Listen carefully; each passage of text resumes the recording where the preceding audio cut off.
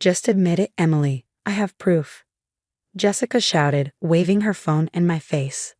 The whole family went silent. My husband, Mark, looked at me with confusion and doubt.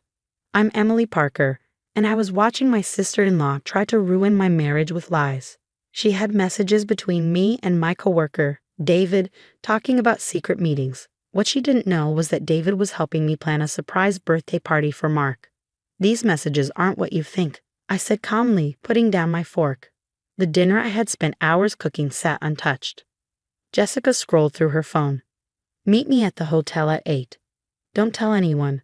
What else could that mean, Emily? She turned to Mark.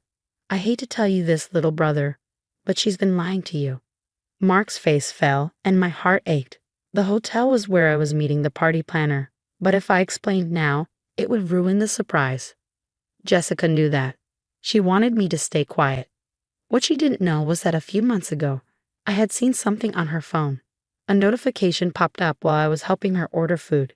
It was a message about an offshore bank account, something that could destroy her marriage to Mark's brother, Tom. Jessica, I said, looking her in the eye. Are you sure you want to do this? She hesitated but then straightened. I'm protecting my family. Our mother-in-law, Margaret, stood up. Mark, I never trusted her. A woman who works late, always on her phone. She patted Mark's shoulder. I looked at my husband, the man who had always been by my side. Mark, please, you know me. Jessica wasn't finished. She showed more messages, fake ones. She had taken my real texts with David and changed them. Can't wait to hold you again, she read aloud. Our secret is safe. Gasps filled the room. Tom shifted uncomfortably. He knew something wasn't right, but he stayed quiet.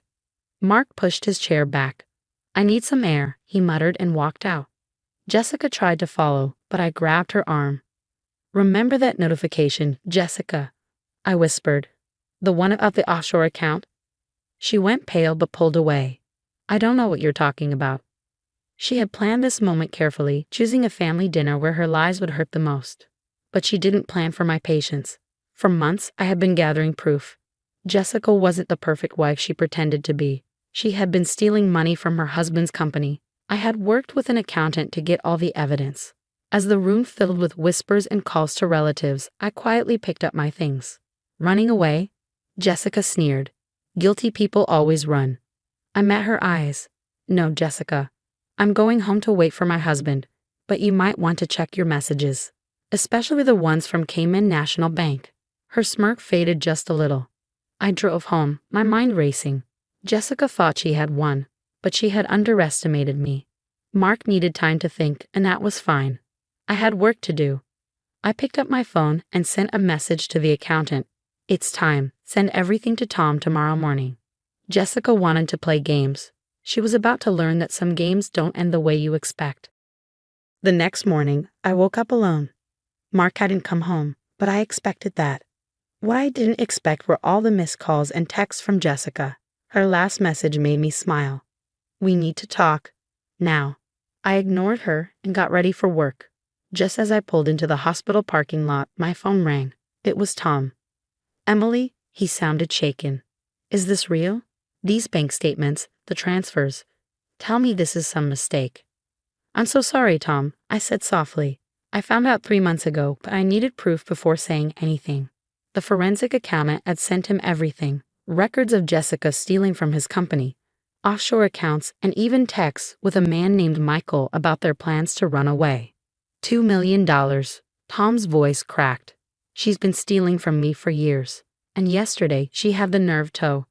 He stopped, too upset to continue. I know, I said. She was trying to turn everyone against me before I could tell you the truth. My phone beeped. Jessica was calling again. I ignored it. What do I do now? Tom asked. Call your lawyer, I told him. I can send you the accountant's information. He has everything documented. After hanging up, I went into the clinic. No matter what was happening in my life, my patients still needed me. But midway through my morning shift, my nurse came in. Dr. Parker, your sister-in-law is here. She's making a scene. I finished up with my patient and walked to the waiting room. Jessica stood there, looking a mess. Her hair out of place, her expensive outfit wrinkled. How dare you, she hissed. You had no right. I led her to my office, shutting the door behind us. No right? I said. Like you had no right to steal from your husband, or to try to ruin my marriage. It's not what you think, she started. Then explain, I said. Explain the offshore account. Explain who Michael is. Explain why you accused me last night. Jessica sank into a chair, her confidence slipping. You don't understand. I deserve more than this. Tom's always working. You're the family's perfect doctor. And what am I? Just a housewife. You're a mother, I reminded her. You have a husband who loves you, a comfortable life. It's not enough, she snapped.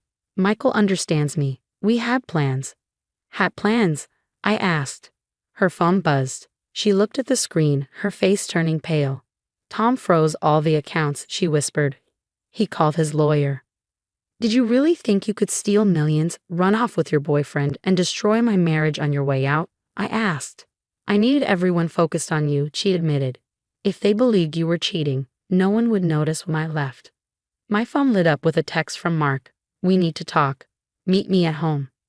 You should go, I told Jessica. You have a lot to explain to your husband, and Jessica. Those texts with David, they were about Mark's surprise birthday party. But I guess you ruined that too. She stood fixing her clothes with shaking hands. Emily, please, help me fix this. Like you tried to fix my marriage? I shook my head. You did this to yourself. As she left, I felt no joy, only sadness for her kids, who would suffer because of her choices. But right now, I had my own marriage to think about. I texted Mark that I was on my way, then asked my colleague to cover my afternoon patients. Some things were more important than work. The drive home felt endless. Had Mark seen the evidence about Jessica? Did he understand now why I hadn't spoken up sooner? More importantly, could he forgive me? When I pulled into the driveway, I saw not only Mark's car, but also Tom's. This conversation was about to get very interesting. When I walked into the living room, Mark and Tom were sitting there, looking exhausted. Papers from the forensic accountant were spread out on the coffee table. Mark stood up as soon as he saw me, his eyes red. Emily, I'm so sorry. I should have known. I held up my hand. You trusted Jessica. We all did. Tom picked up one of the bank statements, shaking his head. $2 million. And she was planning to leave next month. She already had tickets to the Cayman Islands. Where is she now? I asked, sitting beside Mark. He took my hand immediately. At her sister's house, Tom replied.